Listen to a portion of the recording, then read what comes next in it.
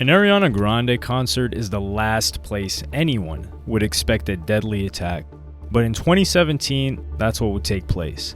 Salman Abedi was the main perpetrator and organizer of the Manchester attack that took place on May 22, 2017 in the UK.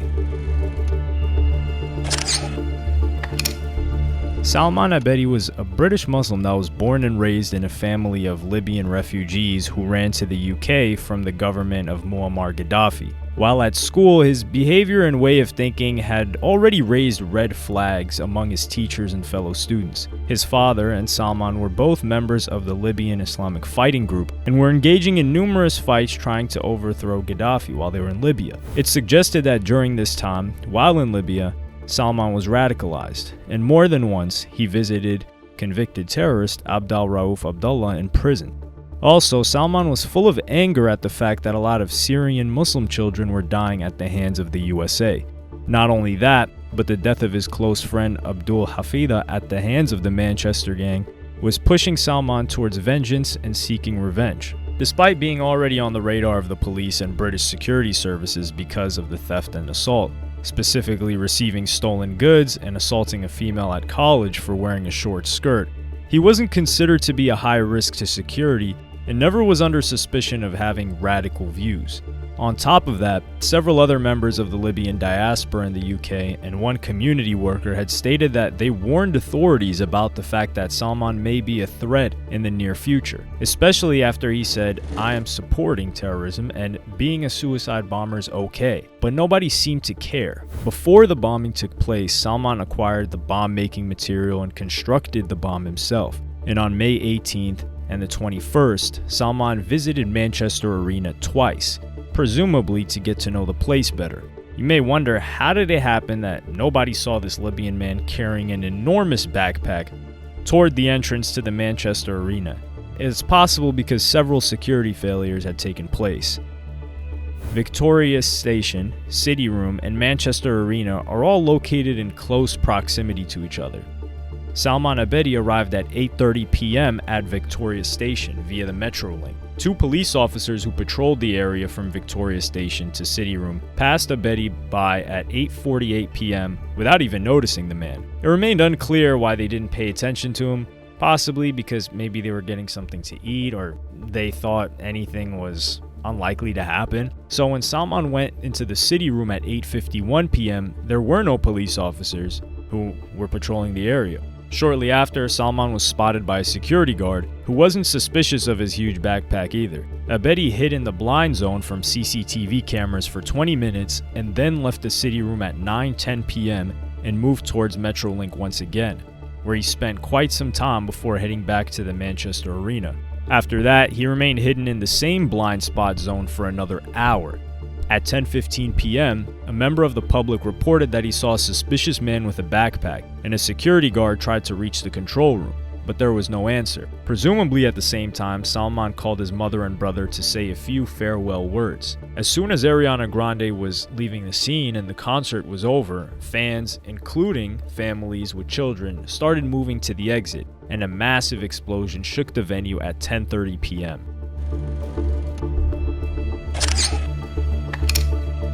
An unidentified blast outside the Manchester Arena, bringing bloodshed to an Ariana Grande concert.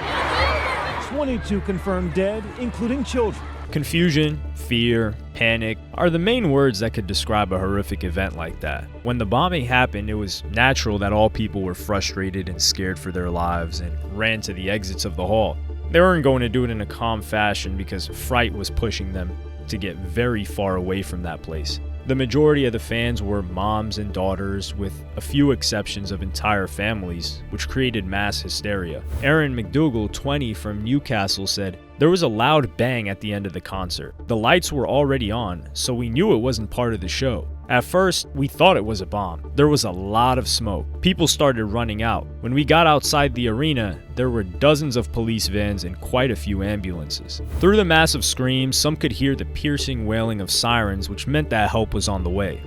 The City Room was filled with bodies and remains of humans, as well as lots of shrapnel and nuts that were lying chaotically in a wide blast radius. There was lots of blood. It was a horrific sight. An eyewitness, Andy Holy, in his interview with the BBC, said that while he was waiting for the concert to end, the bomb went off and he was blown away by the wave caused by the explosion. As soon as he was conscious again, he saw lots of casualties around him, and it was pretty hard for him to figure out whether they were all dead or some may just be injured. Although it was only 5 minutes from the blast, there were medics, police, and casual bystanders helping the injured. Paula Robinson with her husband were at the train station when they heard the explosion and noticed a lot of teenagers fleeing the area. Paula and her husband took those girls to the hotel nearby, Holiday Inn Express, and via Twitter posted her number and wrote that all anxious parents could find their children at the said hotel. As soon as she posted that tweet, her phone wouldn't stop ringing. Many parents were shocked, devastated, and filled with worry for their precious loved ones. A lot of venues located near the place of tragedy, including Sikh temples, hotels, and residences of locals, opened their doors to host, treat, and help wounded and distressed victims. Event taxi drivers decreased their fares. All injured parties were treated in 6 to 8 various different hospitals. And in the meantime, the police were gathering all information about the bombing. Police say the blast was a deliberate attack carried out by a single man using an improvised explosive device. Several children are among the dead. The attacker also died at the scene. Home Secretary Amber Rudd paid tribute to emergency services, saying, "This was a barbaric attack, deliberately targeting some of the most vulnerable in our society, young people and children out at a pop concert. My thoughts and prayers go out to the families and victims who have been affected." Social media was full of messages from people trying to locate their families and others wondering what tragedy had happened. Among those 22 people who were killed that evening was an innocent 8-year-old girl, the youngest victim of the disastrous attack. The oldest victim was said to be a 51-year-old woman.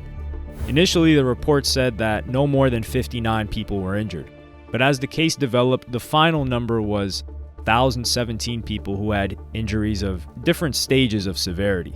The next day, the Islamic State of Iraq and the Levant, also known as ISIS, used the Nashir Telegram channel and stated that the attack was the responsibility of a soldier of the Khilafah, and this horrific attack was called an endeavor to terrorize the Mushrikun and in response to their transgressions against the lands of the Muslims. On the next day, Ariana Grande tweeted that she was broken. "From the bottom of my heart, I am so sorry. I don't have words." Her manager, Scooter Braun, also released a statement on Twitter. "Words cannot express our sorrow for the victims and families harmed in this senseless attack. We mourn the lives of children and loved ones taken by this cowardly act. We are thankful for the selfless service tonight of Manchester's first responders who rushed toward danger to help save lives. We ask all of you to hold the victims, their families, and all those affected in your hearts and prayers." The next day after the bombing took place, Ismail, who was the elder brother of Salman, was detained in Manchester based on the suspicion that he might have been involved in the bombing. But soon he was released without being charged. The day after that, May 24th, Libya's Special Deterrence Force, RADA, detained Hashim and Ramadan Abedi, the younger brother and father of Salman. The father was quickly released without any charges, and he stated that, "We don't believe in killing innocents. This is not us. We aren't the ones who blow up ourselves among innocents. We go to mosques, we recite the Quran, but not that." While being under arrest, Hashim confessed that he knew essential details about the Manchester Arena bombing, as well as admitted that both, including his brother Salman, were a part of the Islamic State. RADA got the information that Hashim was quite a crucial player in the jihadi cell that aimed at attacking the UN envoy to Libya in the early days of the same year. Salman Abedi died there in that explosion, and it's very interesting because he was relatively known as a party guy before he was radicalized, engaging in weed, alcohol, always going to house parties before his radicalization. Hashim's parents had an opportunity to visit their son in the Mitiga prison in Tripoli, Libya, and presented him with the news that he would soon be extradited to the UK to face the charges for the deadly attack that he carried on with his brother Salman.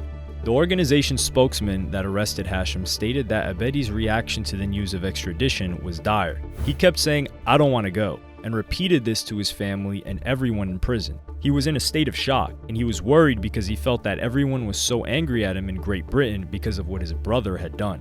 I know what my brother did. I know how many died, and they will hate me in Britain because of this. Hashim returned to the UK in July of 2019 and was once again arrested and charged. His trial was in February 2020, when he pleaded not guilty to all charges. It was a very long process, but in the last 2 months, Hashim suddenly changed his point of view, got rid of legal counsel, and decided against mounting a defense. On March 17th, the jury found him guilty of 22 counts of murder, 1 count of attempted murder, and 1 count of conspiracy to cause an explosion likely to endanger life in connection to his brother's attack. Hashim had been jailed for at least 55 years. The trial revealed a lot of crucial details on the matter of how the two brothers plotted the attack. In addition, the prosecution described the two brothers as follows. In the years leading up to the bombing, the brothers had begun to display some signs of radicalization. Salman more so than Hashim. They changed in appearance, becoming more religious and devout.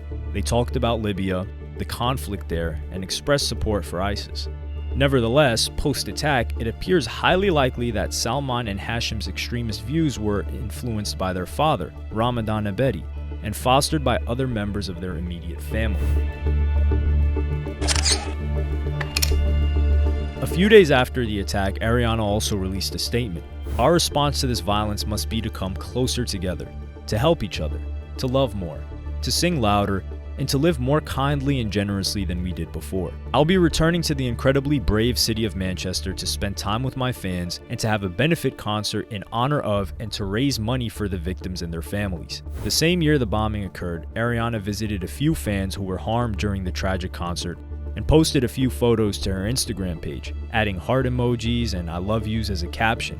Also, 2 weeks after the tragedy, Ariana Grande returned to Manchester for a concert for those who had suffered in the attack and raised $13 million for the victims. While not harmed during the bombing, it's stated that Ariana Grande had been suffering from anxiety and PTSD after her concert in Manchester.